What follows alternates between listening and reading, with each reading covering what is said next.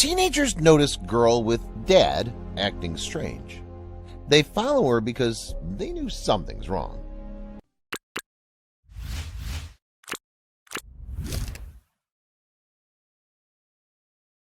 It was just another night at the impromptu skate park. 4 teenagers practiced their tricks in an underground parking garage, having a great time. It was getting late though, and the 4 Canadian boys would soon need to be heading home. However, as they emerged from the underground parking lot, they were stopped by a suspicious sight outside. A clearly upset young girl and 2 much older men were making their way over the grass toward the parking garage. One of the men was being quite forceful with the disorderly teen. At first, he was walking behind her, but then he seemed to realize that they had company. That alone wasn't quite enough to arouse suspicion until they noticed something else about the girl. According to the skateboarders, she was screaming and yelling. Carson Wright said she just wanted to be out of there. That in itself was enough to arouse suspicion in the boys' hearts. The 4 teenagers turned their attention to the men and confronted them for an explanation. What was going on here? The larger of the 2 men explained to the concerned boys that he was her father. Assuming maybe he'd found her drinking at too early an age or something similar, the boys backed off. The woman didn't ask for help, nor did she contradict the man's words, so they let it go. Something didn't feel right, though. It was getting late in Calgary, and the boys would need to head home. Packing up their skateboards and reservations, they started heading back. It was easier to believe the man. After all, the girl hadn't disagreed with him. But they just couldn't shake the feeling that something was off. It was true that the girl had seemed intoxicated, but the more the boys thought about it, the more uneasy they became. Should they have backed down so quickly? The man who had claimed to be her father had seemed extremely confident, arrogant even. Would a father act that way?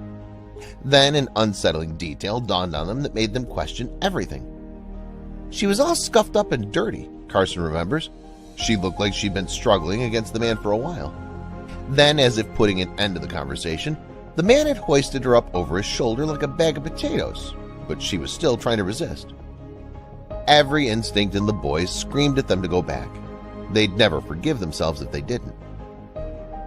The more they thought about it, the more they knew that something just wasn't right. Were they sure the 3 each knew each other? And what were they doing waiting outside the parking lot at that hour? The sinking feeling hit them at once. There must be something darker going on here. Hurrying back, they only hoped they weren't too late. The boys admitted that they weren't convinced, but Wright said, "You don't want to really think of the worst in somebody like that. You don't want that situation to be real, so you just brush it off and hope for the best." When they arrived outside the parking lot, the trio was nowhere in sight. But it didn't take them long to figure out where they'd gone. The boys searched inside the underground parking lot, peering in between the rows of cars as they walked. With so many shadows to hide in, they could be anywhere. But it was only when they searched the stairwell that they found them. The scene that they'd walked into was even worse than they could have imagined. The boys rounded the corner and were startled by what they had found. They could just make out the shape of the men in the darkness. Their instincts told them to run, but in an instant, they all resolved to take action. They just couldn't leave the girl to her fate. They had to do something. The 4 boys were disgusted and frozen by what the men were doing to her. Arnaud Nemenya, one of the boys, admitted that he didn't know what to do. It didn't take the 4 long to snap out of it, however, and they tried to separate the men from the girl.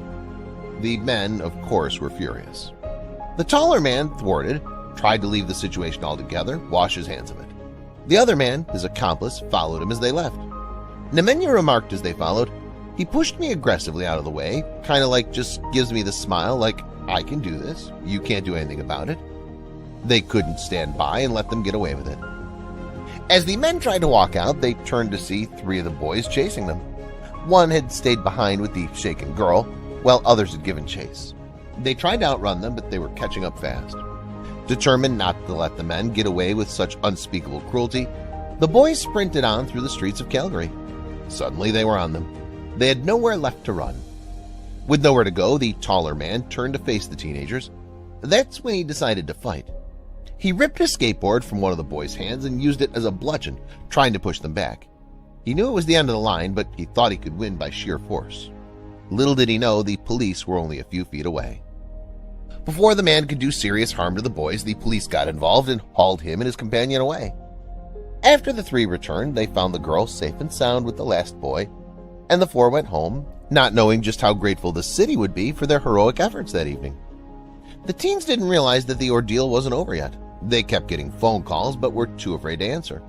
What if they were in trouble for fighting the man? Or worse, what if the man had somehow gotten their contact details?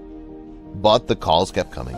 They knew they had to bite the bullet and face the consequences of their actions. They couldn't run away forever. The police chief, Chief Constable Roger Chafin, tried to call the boys, wanting to thank them for what they'd done. Unfortunately, the boys misunderstood the calls. They thought they'd get in trouble for fighting the man. Eventually, the call went through and the boys were pleasantly surprised by what they'd been told. The four boys were invited to attend the Chief's Award Gala in recognition for their services to Calgary and to the young girl they'd saved. All four agreed that it's what they hope anyone would have done in the same situation. Next time, they'll know to trust their instincts as much as their boards. If you had found yourself in the same situation, would you have trusted your gut feeling, or would you have walked away? What these four teens did was an incredible act of bravery and took a lot of courage. It's not easy to stand up to one adult who seems to have authority, let alone two. Who knows what would have happened to the girl if they hadn't trusted their instincts?